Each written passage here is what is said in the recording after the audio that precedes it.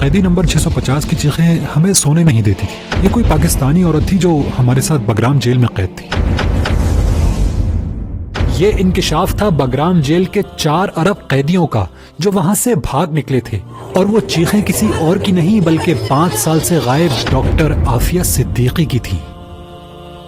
Doctor Aafia Siddiqui ایک بے حد ذہین حافظہ قرآن، امریکہ میں MIT اور برینڈیز یونیورسٹی سے نیورو سائنس میں PhD ڈاکٹر ہیں، جن کے بارے میں ان کے پروفیسر اور امریکہ کی مشہور زمانہ شخصیت نوم چومسکی کا کہنا تھا کہ عافیہ اپنی ذات میں خود ایک ادارہ ہے، یہ جہاں جائے گی تبدیلی لائے گی۔ عافیہ اپنی پڑھائی کے دوران اسلام کی دعوت کا کام اور سوشل ورک بھی کرتی رہیں۔ ان کے مقاصد بہت بلند تھے، وہ پاکستان کے نظام تعلیم میں انقلاب برپا کرنا چاہتی تھی۔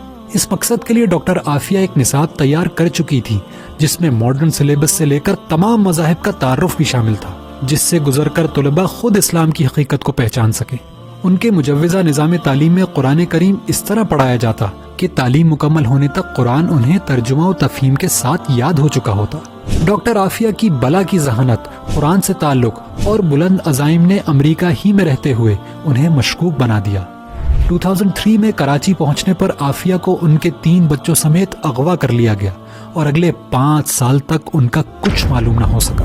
2008 میں بگرام جیل سے فرار ہونے والے قیدیوں سے معلوم ہوا کہ عافیہ افغانستان کی بدنام زمانہ جیل میں قید ہیں۔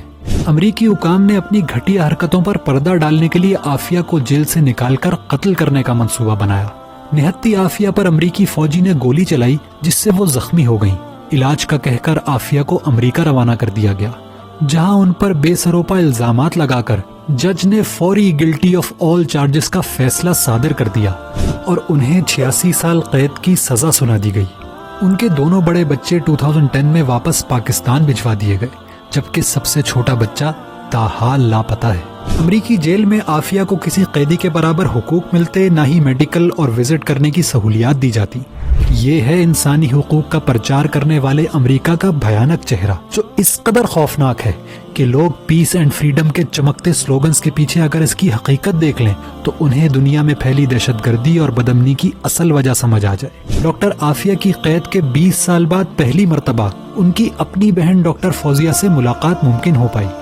جماعت اسلامی کے سینیٹر مشتاق احمد خان بھی اس ملاقات میں موجود تھے، جنہوں نے بتایا کہ جیل میں تشدد سے ڈاکٹر عافیہ کے دانت ٹوٹ چکے ہیں، جسم اور دماغ لاغر ہو چکا ہے، سر پر چوٹوں کی وجہ سے وہ ٹھیک سے سن بھی نہیں پاتی، خوف و اذیت کی اس کیفیت میں بار بار کہتی جاتی کہ مجھے اس جہنم سے نکالو۔ لیکن ڈاکٹر عافیہ صدیقی آج بھی ہمت و حوصلے کا پیکر ہے، اور سینیٹر مشتاق کے مطابق زبان پر امت کے بچوں کے لیے دعائیں ہیں، قرآن سے تعلق مضبوط کرنے، غریبوں اور کمزوروں کا ساتھ دینے اور اللہ سے تعلق مضبوط بنانے کی تلقین ہے۔